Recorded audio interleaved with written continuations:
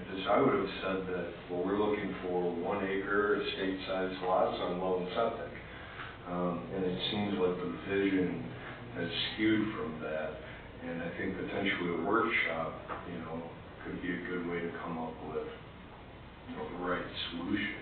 And to address that Yeah. at the meetings, I brought it up about that very issue in the sanitary district and others of the board did.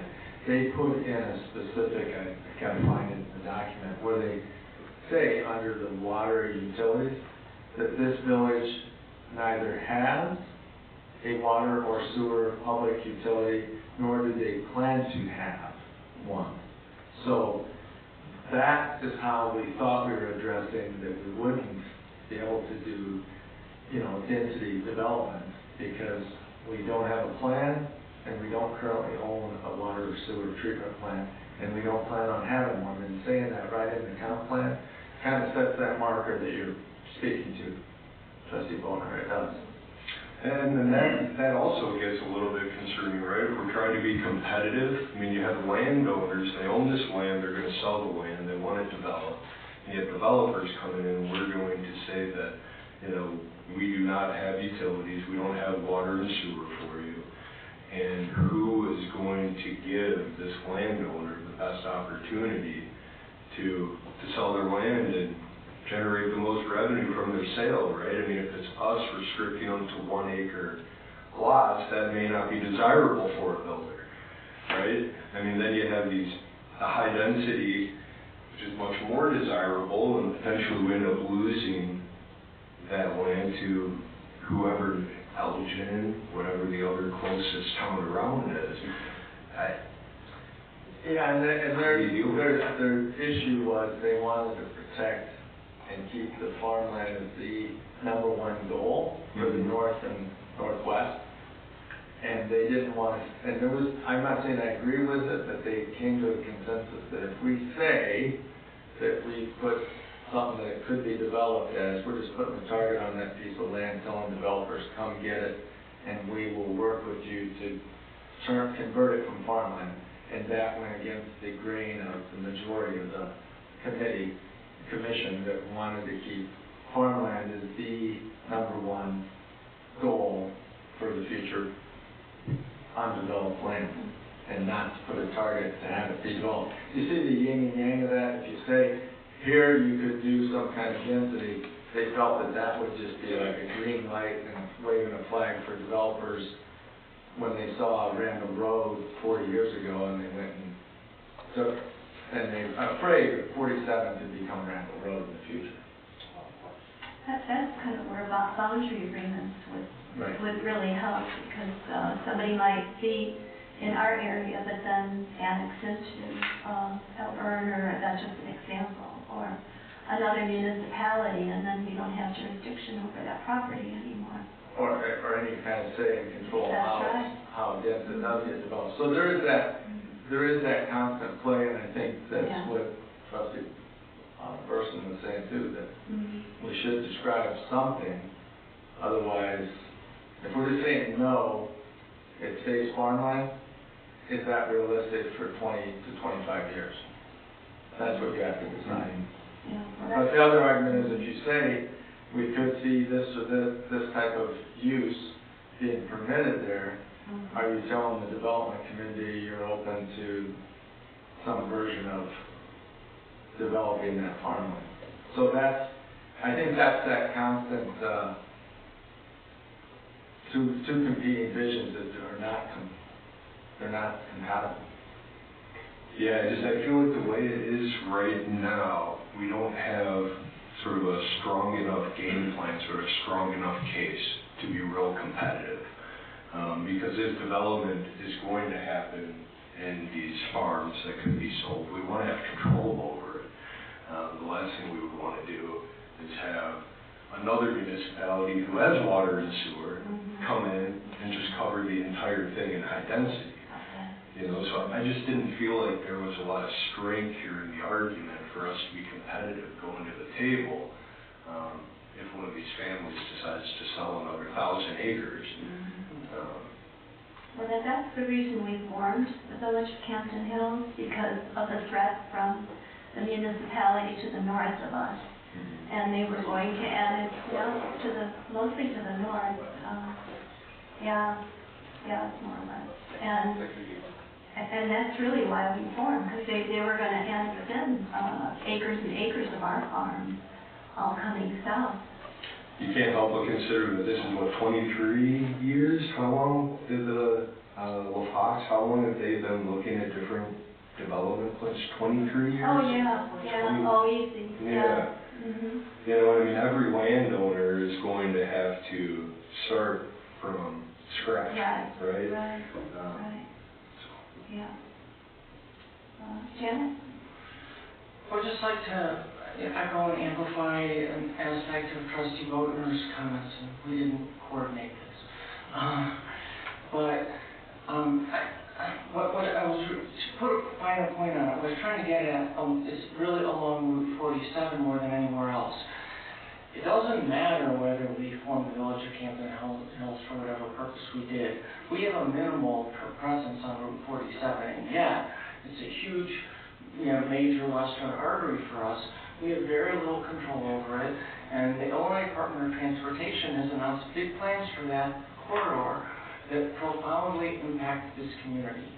And so, when people talk about water and sewer, this is such a boogeyman. It makes me crazy. So there is no reason at all that you can't develop that area of the Bolton Roundabout. There's plenty of ways you can do it without the participation of Wasco Sanitary, despite all the naysayers. Does that mean that we should? No. But the people who say that you can't because there isn't water and sewer are just wrong. And similarly, all up and down Route 47, you do not need a water authority to be able to build a warehouse. You can build a warehouse with a well and a leach field, right? And so, so it's entirely possible for people to build horrible, awful warehouses that we don't want all up and down Route 47 without any participation from us and without any participation from a water management authority. So if anybody thinks that the water issues, for example, are going to stop the Amazon warehouses, they're not. They're actually pretty low consumers of water and sewer.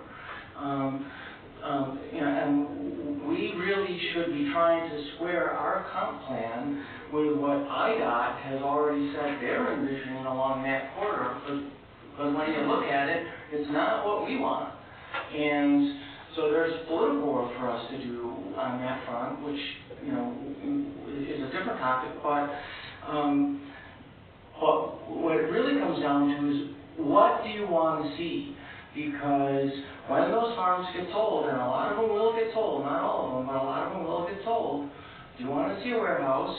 I think everyone can agree no, but if we say that we would be open to seeing RE2 lots or something as low impact, low density development, I don't see how that opens the door to anything scary. That's kind of what much of our village, as it says in the comp plan, it says right here that that's what the majority of our village is. So why would we not want to embrace more of that? Because as I read this comp plan, we're kind of turning our back on that and saying we want to do the conservation neighborhoods. And there's value to that in places where you have to do it in order to get the density and get and preserve the open space you're trying to and all of that. And there's a lot of these other areas where the older or traditional, whatever you want to call it, low density, low impact development might serve us well. Mm-hmm. Well, to get to Route 47, though, we have to find properties that are contiguous. And we can't just jump over and purchase property on 47. Well, within our planning boundary, we're kind of imagining that they will stay unchanged, but they won't. And so wouldn't it help us to try and provide a vision for what we would like to see in the event that they don't? Because as Administrator Rooney was suggesting, if we just say no, then we have less control, right? Then you're going to get anything other than what you said no to, right? So I just would like to see more vision in terms of what we would like to see, along these development corridors. Okay, Mike, I think you're next. Yeah, that makes a lot of sense. You're right. I think the focus was down south and more so. Before I lose my train, the workshop thing, when the comp plan was originally developed, that was with like input pads and took count of A, B, C, D, answer questions type of thing, which was cool. I don't think we need to go through that full exercise, but you're saying, okay, because that's the 2012. So that part's in there. But as far as another public opportunity, yeah, like we should. I mean, I don't think there's any reason to not to. And if nothing else, if it's a room, it's an empty room, then we've gotten our answer in a certain form. And if there's, I don't know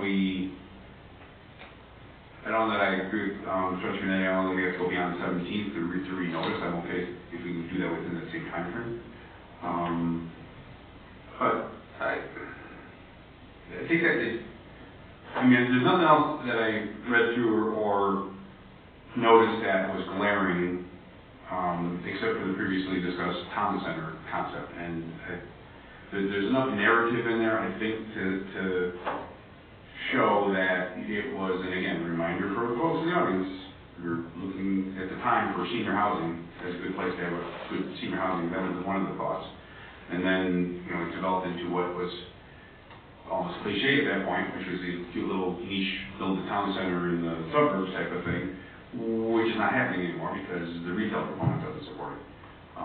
So if we, and I don't think there's any disadvantage to keeping it as this is something we discussed in the past. It doesn't make it relevant to the future. It does at least show that we have the conversation. And if we want to other comments, and as I said last time too, you could put high density housing in that area with the proper infrastructure. You could put a deep well in, you could put a biodigester, you could do lots of things. That would be prohibitively expensive compared to going to Geneva, going to St. Charles, where they can just connect into their system. So, to the point that was just made, don't get to your point about tilt-ups and stuff. Yeah, we can't just 100% rely on the fact that we don't have municipal water and sewer in these areas, and that's going to shut the development down, because there's an example of development that doesn't need any capacity of water and sewer at all. And that's the thing that we're probably a lot concerned about. Tilt up, 2 acres of rooftop, even though, they'll do maybe some rain gardens, maybe other stuff that's cool, but we talked about this being our recharge, where I think that for this roundabout thing, this is one of our main recharge zones for the shallow wells. So if nothing else, it might be worth considering a different overlay that would be groundwater recharge zone overlay or something like that, that would indicate, if you want to do your 150,000 square foot roof, well, here's the injection wells that have to be part of it as part of your rainwater management coming off the roof or something like that, because that mitigates that. And we talked way back when about permeable paver parking lots and things like that in those areas. So yeah, maybe it would be a bad idea to try to get some kind of requirement, pre-designation, what the future language map is supposed to do. So this is our vision in the future is we would be great to have 2.5 acre houses there. That's our best. Or the second one is, well, maybe we can get 2 acre cars and it's going to be something more commercial.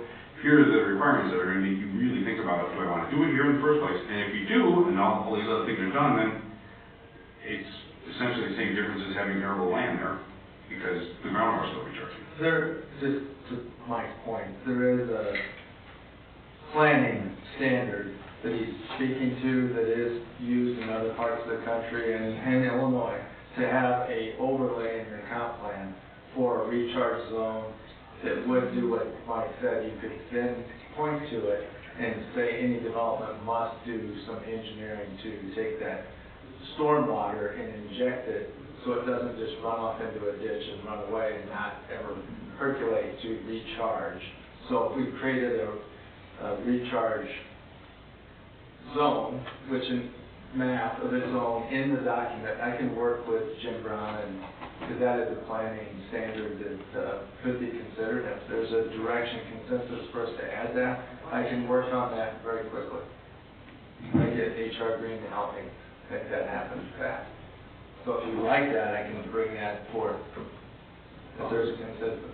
Because I think that is an issue with well water in this village, so we should do that. Well, if that, it seems some head-nods. I mean, that at least part of the point that President Radicki made on being incorporated did something, right? It did something to the amoeba that was Eldon at the time. It slowed them down and made them rethink. Part of what we're doing here is, again, we can't stop development. Nobody says we're going to stop development. Your point, Trustee Boulder, about people, high best use of their land, we can't go and arbitrarily prevent them from that.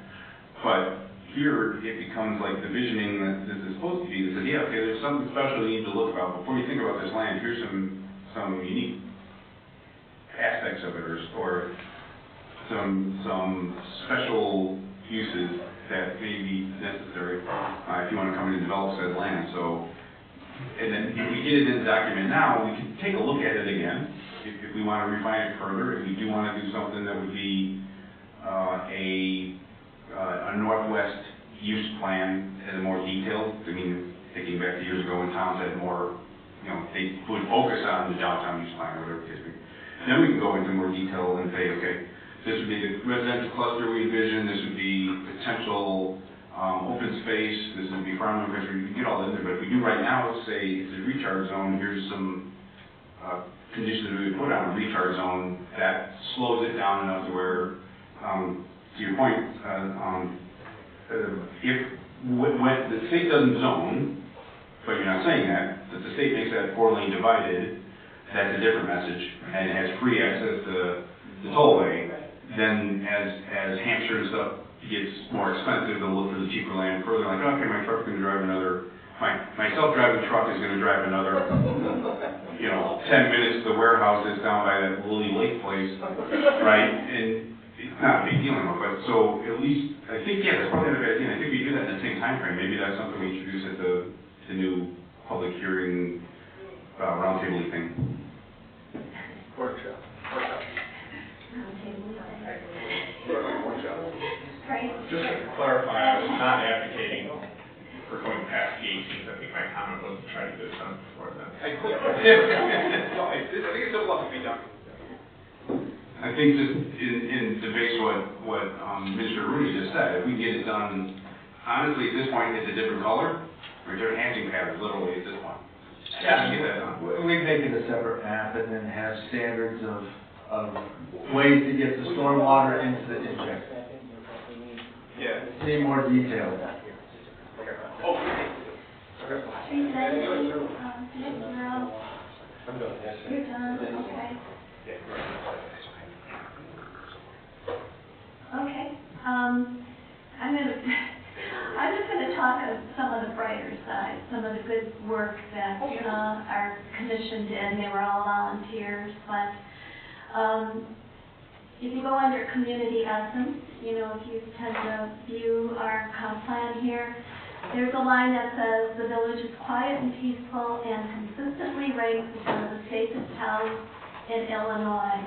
And I think we should be very proud of that, and this is where I'd like to compliment our chief, James Levand, and his officers and his staff. He's just done a great job. So that's one thing, just bear with me a little bit. Also, there's a section where it talks about appointing a local historian, and I called Jerry Johnson from Garfield Farms today. I don't know if everybody knows Jerry, but I asked him if he would accept an offer to be our local historian, and he kind of hesitated, and then he said, yeah. He said, that sounds good. So I think in a community like ours, that is really important. Let's see what else I have. Oh, the open space and natural resources. Campton Hills is blessed with abundant open spaces, extensive, often interconnected expanses of prairies, woodlands, wetlands, trails, and other natural resources. The open spaces will be maintained maintained and expanded. And I wanted to give compliments to Campton Township Open Space, because that's who, many volunteers back in 1999 had gotten together and worked day and night on getting a referendum passed to buy Coron Farm, Gray Willow Farm, Pointer Park, our beautiful open space parcels. Gray Willow, one of the most beautiful. So I wanted to give compliments to Campton Open Space.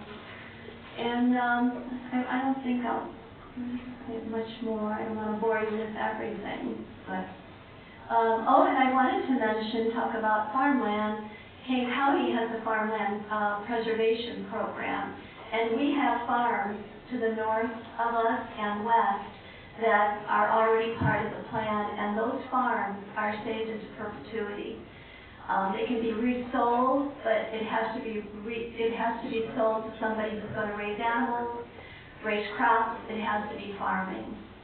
And actually, Campton Open Space too is saved into perpetuity, so there can't be any housing or anything else built down there. Let's see. Yeah, and then we did talk about in this plan to have conservation design, concentrating development on smaller areas of land in the interest of preserving open space. That's something we're looking at when we move ahead to the project south of 38. The intent is to make it a conservation development, to have over 400 acres of open space along Route 38, and then have more of the development going south along Kesslinger Road. So just to make that clear, a lot of people, something's going to be built there. We're not happy about building on a farm, but there's been 4 other developments proposed, and this is probably going to be the best proposal ever, with 400 acres of safe land. Now that's along Route 38, but within the development, there's still pockets of open space for pocket parks for kids. And there's a strip along Brundage Road all the way from 38 to Kesslinger that stays open as well. I know you're shaking your head no. Yeah. Yeah. No. Pardon me? No. It's not a public hearing. No, I understand that, but yeah. So, yeah, and that's it. So thank you. And I think we've said it before, but the pictures from Peggy Sue were outstanding. Oh, yeah. And Jim Brown's picture of him on the trail with his trusty This is dog who's on the trail. was pretty nice too. So. Yeah, and yeah, thank you to all our volunteers. They really put a lot of time and effort in. But I'm sure it could be expanded and kind of expanded maybe all the way to Route 47. We just have to get the connection there. So. Move the table. Well, or just move to the next meeting. Oh, okay. Move the table? Yeah. Up to you. So, Good. Oh, we got move the table? Yeah. Okay. Mike moves, Jan second? Okay. Roll call? Just take it Consensus to table to the. Aye. Aye. Okay. All right.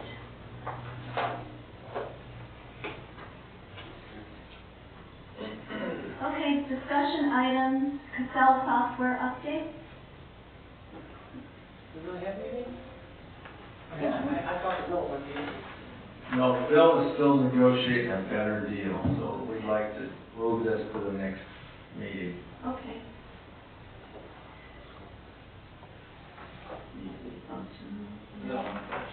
Okay, building code ordinance update permit requirements. I think that is next. Yeah, thank you. So this is very similar to what was on the agenda the last meeting. I made some adjustments that were reflective of the discussion that we had at the meeting. So I'll just quickly go through those. At the heading, there's a note with a link. all work must comply with the Village of Campton Hills building and zoning codes referred to, and a link to the page that's very nicely set up with all of our codes and regulations. As we scroll through, the decks, patios, and driveways, put a note that the Campton Township Highway Department notification required for driveway culvert inspections and their phone number. Let's see. There is something with windows. We put a note on the last column, egress maintained. And then there are additional notes about egress that were added in the document on page, I think it's 4 or 5, the last page, window replacement, when is a permit required. There is an additional note that must verify and ensure that egress opening has not decreased. And those were the extent of the changes. Also, Clerk Johnson made the suggestion that we break up into 2 different columns, permit fee and deposit required. So those were broken out as well, so now it's real easy to understand, permit fees and deposit required. And then sheds were changed to 300 square feet. Okay, any discussion? Any questions for Nick? Trustee Bolton, are you moving this or just leaving it under discussion? Yeah, discussion. That discussion now, I'd like to move it to an action item. Another trustee requested not the next meeting, but the following. So if we can table it to that meeting. I'd say with some discussion, if that's when you wanted to act it. Yeah, that's one of it. So what were you making? Yeah, I don't know the calendar. I just talked to him before the meeting, so I don't know what date that is. So not the next meeting, but the one The after. one after? Yeah. About the second of September? Is that the second?